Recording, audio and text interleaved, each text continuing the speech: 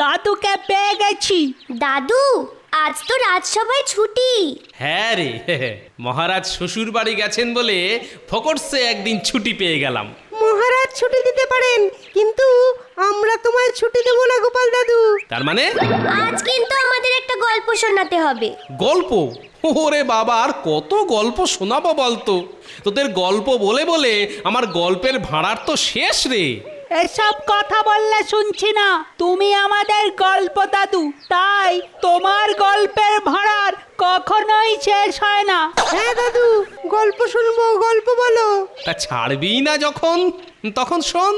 বুঝলি, এই গল্প আমার ছোটবেলাকার গল্প। তোরা তো জানিস, আমার বাবা যখন মারা গেলেন তখন আমি ছোট, ধর এই 12 কি 13 বছর বয়স। আমার জ্যাঠামশাই এসে হাজির। তার শ্রাদ্ধ শান্তি মিটে যাবার পরের দিনই আমার মাকে বললেন, দেখো বৌমা, নেপাল যে এত তাড়াতাড়ি মারা যাবে এই কথা আমরা স্বপ্নেও ভাবিনি। যাই হোক, মৃত্যু তো কখনো বলে কয়ে আসে না। যখন ঘটনাটা ঘটেই গেছে, একটা কাজ করো। নেপালের এই বিষয় সম্পত্তি তোমার বা গোপালের পক্ষে তো দেখা সম্ভব নয়। এই সব কাজের জন্যে গোপাল বড়ই ছোট। তাই আমি বলছি যে তোমাদের জমি জমা বিষয় সম্পত্তি এখন আমার হেফাজতেই থাক। আমি বরং আইনি কাজগুলো মিটিয়ে আসি।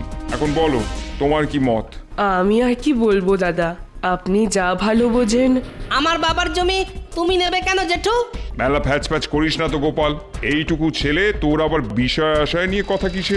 আমি যা করছি তোর ভালোর জন্যই করছি। তোদের সব জমি জমা এখন আমার হেফাজতেই থাকবে, আর তুই বড় হলে আবার সব জমি জমা তোদেরকে ফিরিয়ে দেবো।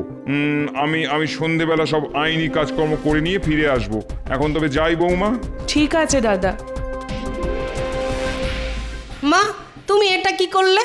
জেঠুকে সব সম্পত্তি দিয়ে দিতে রাজি হয়ে গেলে? তোর বাবা তো চলেই গেছেন, উনি তো এখন আমাদের অভিভাবক।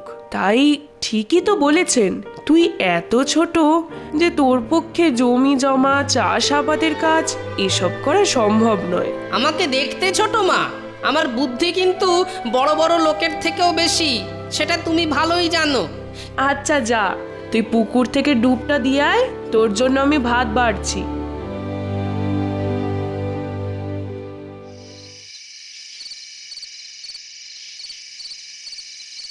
কই বৌমা, আরে কোথায় গেলে? হ্যাঁ হ্যাঁ দাদা, বলুন, কাজ হলো? হ্যাঁ, আমি একেবারে পাকা কাজ করে এসেছি। তুমি তুমি এইখানে একটা হস্তাক্ষর দিয়ে দাও তো। এর মানে হলো আজ থেকে তোমাদের সকল জমি জমা আমার কাছে থাকবে, মানে আমার তত্ত্বাবধানে আর কি। গোপাল বড় হলে আমি আমি আবার এগুলো তোমাদের ফিরিয়ে দেবো। আচ্ছা দাদা।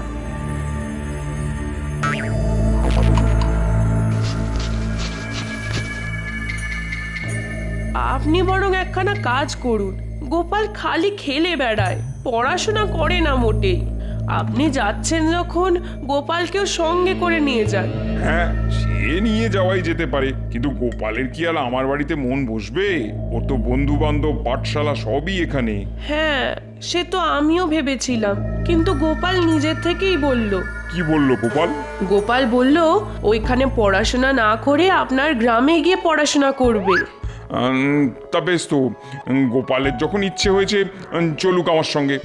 আর হ্যাঁ বৌমা, তুমি কিন্তু চিন্তা করো না, তোমাকে আমি মাসে বা 2 মাস অন্তর কিছু টাকা পাঠিয়ে দেবো, যাতে তোমার খাওয়া পড়ার কোনো অসুবিধা না হয়। ঠিক আছে দাদা। আর একটা কথা, গোপালকে সর্বদা চোখে চোখে রাখবেন, যা দোষী ছেলে আমার। সে তুমি চিন্তা করো না বৌমা, ওর জেঠিমা ওকে মায়ের মতনই রাখবে, আর আমি তো রইলুম। চলো জেঠু। ওরে বাবা, তুই তো দেখছি একেবারে তৈরি।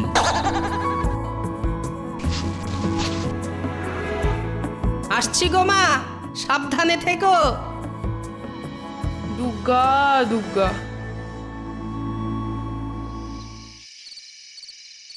দুটো মিষ্টি কথা বলে আমার মায়ের মাথায় হাত বুলিয়ে সব জমি জমা হাতিয়ে নিলে।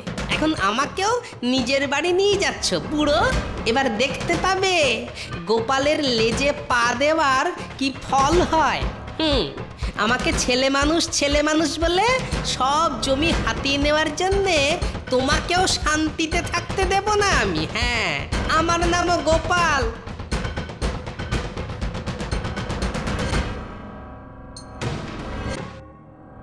হতচ্ছাড়াটাকে বাড়ি নিয়ে যাচ্ছি।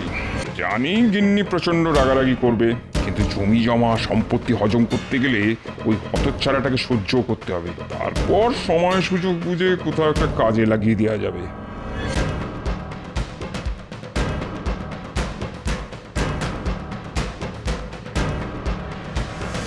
কই গিন্নি, এই দেখো কে এসেছে। মলোজা, অত চেঁচাচ্ছ কেন? বলি কি হয়েছেটা কি? এ কি গোপাল, তুই এখানে কি করছিস? গোপাল আজ থেকে এখানেই থাকবে। ওর পড়াশুনো বেড়ে ওঠার দায়িত্ব আমাদের। কেন, ওর তো বাপ মরেছে শুনলাম, এবার কি মাও? না না না না না না, তা নয় তা নয়। গোপাল ছেলে মানুষ, তাই ওদের সব জমি জমার দায়িত্ব এখন আমার। আর যেহেতু ওর জমি জমার দায়িত্ব আমার, আর গোপালকে ওর মা একা সামলাতেও পারবে না, তাই গোপালকে নিয়ে এসেছি। গোপাল বড় হয়ে জমি জমার দায়িত্ব নিলে আবার নিজের বাড়ি ফিরে যাবে। ওহ, জমি জমার দায়িত্ব তোমার? বাহ বাহ বাহ বাহ বাহ, কি ভালো।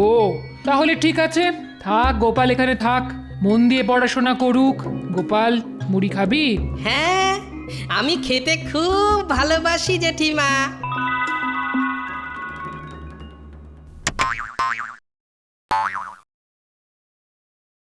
গোপাল, খুব সাবধান।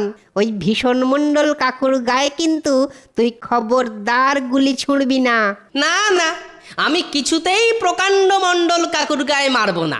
আচ্ছা ঠিক আছে, যাই হোক, ওই মণ্ডল কাকুর গায়ে ছুঁড়বো না। এই দেখ।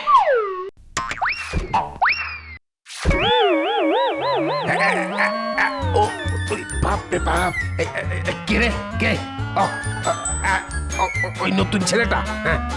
দাঁড়া দাঁড়া, দেখাচ্ছি বস, দাঁড়া দাঁড়া। দেখলি দেখলি গোপাল, তোকে অত করে বারণ করলাম। আমরা ছেলে মানুষ, খেলতে গেলে এরকমই হয়। সে প্রকাণ্ড মণ্ডল কাকু হোক বা ছোটখাটো মণ্ডল হোক। চল, আর চিন্তা না করে আমরা বাকি খেলাটা শেষ করি। না ভাই, আমরা আর তোর সঙ্গে খেলবো না। তুই অন্য লোকেদের আঘাত করছিস, আমরা কাল অন্য খেলা খেলবো। বেশ, তাই হবে।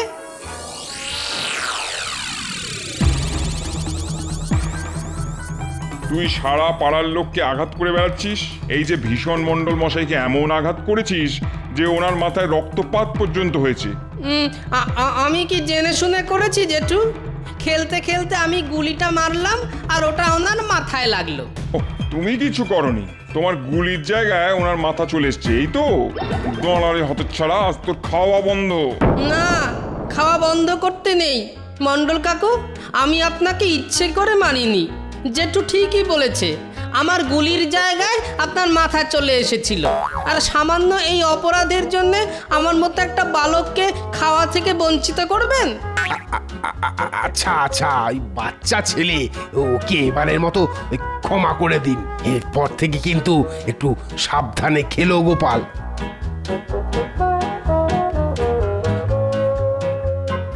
ও জেঠিমা, খিদে পেয়েছে, খেতে দাও। দিন রাত খেলা আর খাওয়া ছাড়া তো নতুন কিছু করছিস না দেখছি। তা খেতে না হয় দিচ্ছি, কিন্তু এবার থেকে কিছু কাজকর্মের চেষ্টা করো। আমি আর কি কাজ করব জেঠিমা? আমি তো ছোট ছেলে, তাই কাজকর্ম কিচ্ছু জানি না। আচ্ছা তুমি বলে দাও, কি কাজ করব? আহারে আমার ছোট ছেলে, বলি বদ বুদ্ধিগুলো তো নিজেই বার করিস, আর কাজের দায়িত্ব আমাদের। দেখা যাক তোর জন্য কি কাজ খুঁজে পাওয়া যায়। বলি শুনছো, গোপালের জন্য কিছু একটা কাজকর্মের চেষ্টা করো না বাবা। দেখছি কি করা যায়।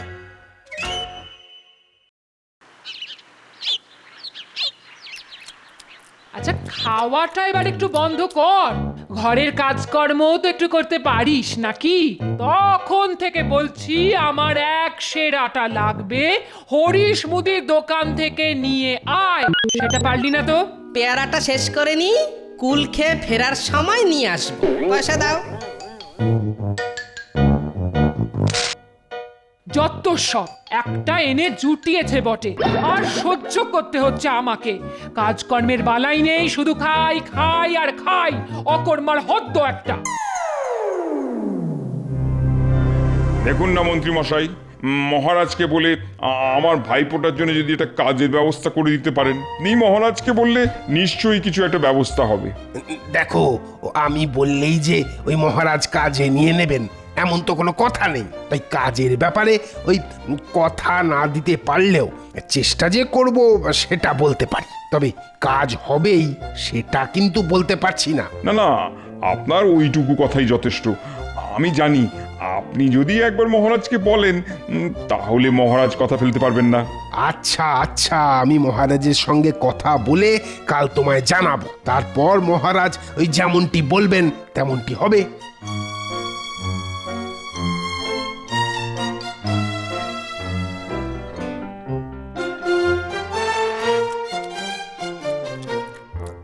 খুব তো কুল খাচ্ছিস, বলি আটা কোথায়?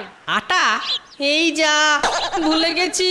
আটা ভুলে গেছিস? কিন্তু যে পয়সাটা দিয়েছিলাম সে পয়সাটা কোথায়? কুল গাছের কাঁটা লেগে আমার এই পকেটটা ছিঁড়ে গেছে জেঠিমা, তখনই পয়সা পড়ে গেছে। ওরে হতচ্ছাড়া, তোর জন্য আমার পয়সাও নষ্ট হলো। আজ কিন্তু আমি তোকে ছাড়বো না। দাঁড়াও, আমি কুল গাছে দেখে আসি। আজ তোর একদিন কি আমার একদিন। এদিকে আয়। এই পালাচ্ছিস কোথায়? দাঁড়া, এদিকে আয়। গোপাল, আমি তোর কাজের একটা ব্যবস্থা করেছি। মহারাজের সভায় যেতে হবে। মহারাজ তোর একটা পরীক্ষা নেবেন, সেই পরীক্ষায় তুই পাশ করলেই মহারাজ তার রাজসভায় একটা চাকরি দেবেন তোকে। চল চল এবার। ঠিক আছে, চলো।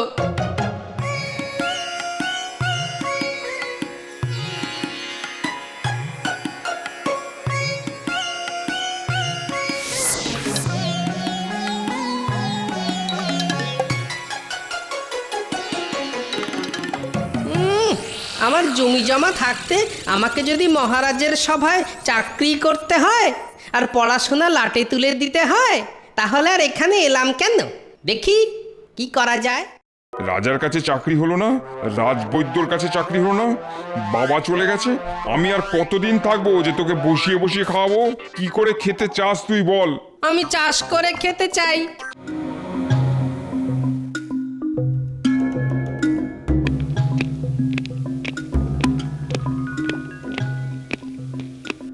মহারাজ, আমার পরিচিত ওই শ্রীপালের ভাইপো গোপাল এসেছে চাকরির ব্যাপারে।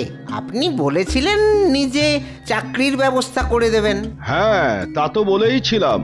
আমার রাজসভায় একজন চাটুকারের প্রয়োজন। হ্যাঁ, ওই একটু ওই হাস্যরস না হলে কি আর ওই মহারাজের রাজসভা জমে? হ্যাঁ, কি বলো সভাকবি? চাটুকার বিনা চলে না কাজ, একটু হাসির বড় প্রয়োজন দেখি আজ। তা কে আসছে মহারাজ? আসছে আসছে, ওই একটা বাচ্চা ছেলে আসছে। বাচ্চা ছেলে? সে যে হাসাতে পারে, তা সে খবর কোথা থেকে পেলেন? কি জ্যোতিষী, তোমার গণনা কি বলছে হে? এই সব তুচ্ছ জিনিসের গণনা আমি করি না। হাসি কিন্তু তুচ্ছ নয়। হ্যাঁ, শাস্ত্রে বলেছে ভালো থাকতে গেলে হাসিরও দরকার হয়। তা তো বটেই, তা তো বটেই। আমাদের জ্যোতিষী না ইদানিং বড় রসকসহীন হয়ে পড়েছে। পুঁথি আর কলম নিয়ে ওর যত তিড়িং বিড়িং। মহারাজ, গোপাল এসেছে। কোথায় গোপাল, কোথায়? এসো দেখি। তোমাকে আমি চাকরি দেব যদি তুমি আমার কিছু প্রশ্নের সঠিক উত্তর দিতে পারো। বলুন মহারাজ। আমি তোমাকে কিছু কথা বলবো, সেগুলো শুনে তোমাকে তার বিপরীত অর্থের কথা বলতে হবে। কি গোপাল, পারবে তো? পারবো মানে খুব পারবো মহারাজ। আমি সব শব্দের বিপরীতার্থক শব্দ জানি। এই তো গেলবার পণ্ডিত মশাইরে টোলে সমস্ত বিপরীতার্থক শব্দ আমি সঠিক বলায় আমার পণ্ডিত গিন্নি আমাকে এত কাঁচা আম খেতে দিয়েছিলেন। কাঁচা আমি নুন মাখিয়ে খেতে যা ভালো লাগে না। এ তো দেখছি ওই খাদ্য রসিক। তা বাছা, ওই তোমায় মহারাজ যা বলছেন সেটুকুর খালি উত্তরটা দাও। ওই কচি আমের কথা না হয় আমরা ওই পরে শুনবো। যে আজ্ঞে মন্ত্রী মশাই। শোনো গোপাল। শুনবো না মহারাজ। হা হতশ্রী। আমার মুখের ওপর কথা। আপনার মুখের নিচে কথা। আহা আহা, না না না, আমি এখনো শুরু করিনি। আমি এখনই শুরু করেছি। তুমি ঠিক বুঝতে পারছো না গোপাল। আপনি বুঝে ফেলেছেন মহারাজ। একটু থামো। আপনি শুরু করুন। তুমি আমার আসল কথাটাই বুঝতে পারলে না। আমি আপনার কথাটা নকল হলেও বুঝে ফেলেছেন। দূর, তো যাচ্ছে তাই বরকার ছেলে। চমৎকার, এ তো ভালো ছেলে মহারাজ। ওকে এখান থেকে নিয়ে যাও। ওকে এখানে নিয়ে এসো। ওকে দূর করে দাও। ওকে কাছে নিয়ে এসো। আমার চাকরি, আমার চাকরি, আমার চাকরি। এ তো অতি ডেপো ছোড়া। এইটুকু বয়সে এতবার সহ্য করব না আর। বন্ধ করো তো কবি, বন্ধ করো। কথায় কথায় তোমার ওই ছন্দবিদ বন্ধ করো। করলাম। ও বাচ্চা না চৌবাচ্চা? বাপরে বাপ, মাথা ধরিয়ে দিয়ে গেল একেবারে। তুই ওখানে বেয়াদবি করলে তোকে চাকরি দেবে? মহারাজ বলেছেন উনি এখনো শুরুই করেননি, আর তুই বলেই চলেছিস। উনি তো আমাকে শুরু করতে বললেন। খুব ডেপো হয়েছিস না? হবে না, হবে না, তোর দ্বারা চাকরি হবে না। আমার মাথা কাটা গেল আজ রাজসভায়। এত অবাধ্য হয়েছে যে বলার কথা নয়, আর খালি খাই খাই খাই। এই পেটুকটাকে দিয়ে কিচ্ছু হবে না, কিচ্ছু না। এই বদমাইশটাকে বাড়ি দিয়ে এসো। পারছি না, ওকে সহ্য করতে পারছি না। না, আমি অনেক বড় মুখ করে ওকে এখানে নিয়ে এসেছি। কিছু একটা ব্যবস্থা করতেই হবে, না হলে ওর জমি নেওয়া যাবে না। আর একটু সহ্য করো গিন্নি, আর একটু সহ্য করো। ওই জমির জন্যই তো মুখ বুজে পুষছি ওকে। অকর্মার ধরই একটা। মহারাজকে শেষ পর্যন্ত অপমান করলো ছেলেটা। ছি ছি ছি ছি ছি ছি। কাউকেই মান্যি করে না। তুমি অন্য কোথাও ওর একটা কাজের চেষ্টা দেখো। দেখছি, রাজবৈদ্যর সঙ্গে আমার ভালো চেনা জানা আছে, ওর সঙ্গে একবার কথা বলে দেখি। রাজবৈদ্য ওকে কাজে নিয়ে নিতে পারে। দিনরাত্রি এখানে বসে থাকার থেকে রাজবৈদ্যর কাছে গিয়ে জড়িবুটির কাজ শেখা অনেক ভালো। আশা করি রাজবৈদ্য কোনো না কোনো কাজ ওকে দেবে। রাজার কাছে চাকরি হলো না, রাজবৈদ্যর কাছে চাকরি হলো না, বাবা চলে গেছে। আমি আর কতদিন থাকবো যে তোকে বসিয়ে বসিয়ে খাওয়াবো? কি করে খেতে চাস তুই বল? আমি চাষ করে খেতে চাই।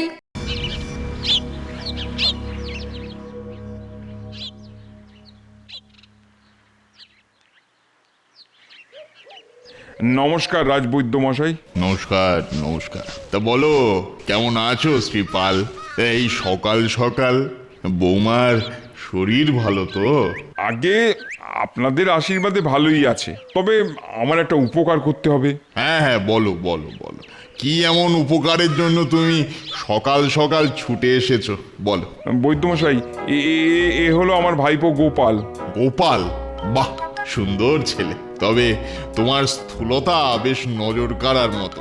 এই বয়সে এত স্থূল হওয়া ঠিক না গোপাল, ঠিক না। হ্যাঁ, এই জন্যই তো দুশ্চিন্তা। স্থূলতা কমানোর উপায় নেই, কারণ ও কোনো কাজ করে না, খালি ঘরে বসে বসে থাকে, খায় দায় আর ঘুমোয়। তাই আমি আপনার কাছে নিয়ে এলাম ওকে। আপনি যদি ওকে কাজে রাখেন। হ্যাঁ, কাজ? হ্যাঁ, কাজের ছেলেরই আমার প্রয়োজন, কিন্তু ওকে তো একটা পরীক্ষা দিতে হবে। পরীক্ষা ছাড়া তো আমি কাজে রাখবো না। আগে বেশ তো নিন না পরীক্ষা। এমনিতে ওর মাথায় বেশ বুদ্ধি। এই বুদ্ধি দিয়েই তো জব্দ করব তোমায় জ্যাঠা বুড়ো। নিশ্চয়ই রাজবৈদ্য মশাই, আমি পরীক্ষা দিতে প্রস্তুত। আচ্ছা গোপাল, আমি তোমাকে 3টে রঙের বোতল দেখাবো। তোমাকে বলতে হবে প্রত্যেকটা রঙের নাম। তাহলে এটা কি রঙের বোতল বলো তো? লাল রং যদি না চিনি আর মানুষ হলাম কি করে? এটা সাদা রং। সাদা? আশ্চর্য গোপাল, তোমার কি রং সম্পর্কে আচ্ছা বলো তো গোপাল, এটা কি রং? সবুজ বললেই তো চাকরি পাকা, তাহলে আর খাওয়া দাওয়া ঘুম হবে না। এখানেই বৈদ্যর সেবায় লেগে পড়তে হবে। এটাও সাদা। এ কি, তুমি এটাও সাদা দেখছো? এ তো জটিল বর্ণরোগ বাঁধিয়েছো দেখছি। হ্যাঁ, বেশ বেশ বেশ। এটা দেখতে পাচ্ছ? এটার রং বলো তো বাবা। আগে এটাও সাদা রং। যা দিচ্ছি না, বাপ বাপ বলে আমায় ছেড়ে দিতে আর পথ পাবে না। না না শ্রীপাল, রং সম্পর্কে ওর সঠিক ধারণা নেই। ও রংকানা, তাই আমার কাছে ওকে কাজে রাখা সম্ভব নয়। না বলবেন না বৈদ্যমশাই, বলছি কিছু একটা কাজ, মানে কোনো খাটুনির কাজ। আমাদের বৈদ্যশালায় রঙের জ্ঞান না থাকলে কোনো কাজেরই সম্ভাবনা নেই। তুমি ওকে অন্য কোথাও নিয়ে যাও, মহারাজের হাতিশালায় বা ঘোড়াশালায়, বুঝলে, যেখানে ও খাটুনির কাজ করে খেতে পারবে। তাতে ওর এই স্থূলতা, বুঝলে, স্থূলতাও কমবে। তোর দ্বারা কিচ্ছু হবে না। রাজার কাছে চাকরি হলো না, রাজবৈদ্যর কাছে চাকরি হলো না, বাবা চলে গেছে, আমি আর কতদিন থাকবো যে তোকে বসিয়ে বসিয়ে খাওয়াবো? কি করে খেতে চাস তুই বল? আমি চাষ করে খেতে চাই। চাষ নড়তে পারিস না? তুই খাবি চাষ করে? চাষ করে খাবি তো কাল থেকে খেতে যা। কার খেতে? সে আমি একজন জমিদারকে বলে দেবো। আমি কি ভাগ চাষি নাকি যে অন্যের জমিতে গিয়ে চাষ করব? আমার নিজের জমি কোথায়? তুমি তো আমার সব জমি নিয়ে নিয়েছো। আমি আমার নিজের জমিতে চাষ করব, অন্যের জমিতে দিনমজুরি করব না। দাও আমার জমি আমায় ফিরিয়ে দাও, আর না দিলে কিন্তু চেঁচিয়ে পাড়া মাত করে ছাড়বো। হ্যাঁ ঠিক আছে ঠিক আছে, তোর জমি আমি তোকেই দিয়ে দেবো। তোর মতন ছেলেকে ঘরে বসিয়ে পোষার থেকে জমি ফিরিয়ে দেওয়া ঢের ভালো। আমি কালই তোকে তোর জমি ফিরিয়ে দেবো, তুই বাড়ি গিয়ে চাষ করেই খাস। খাবোই তো। আমার জমি হাতিয়ে নেওয়ার ক্ষমতা ইহ জগতে কারো নেই, কথাটা মনে রেখো। তারপর কি হলো? কি আবার হবে, পরের দিনই আমি মায়ের কাছে ফিরে এলাম, আর আমার জ্যাঠা সুরসুর করে আমার বাবার সব জমি ফিরিয়ে দিল আমাদের। ছোটবেলা থেকেই তোমার কি বুদ্ধি, তাই না দাদু? আরে বুদ্ধি না থাকলে কি হয়? ওই যে কথায় বলে না, বুদ্ধি যস্য বলং তস্য, আর সোজা বাংলায় বুদ্ধির জোরে জমি ফিরে পাওয়া। হ্যাঁ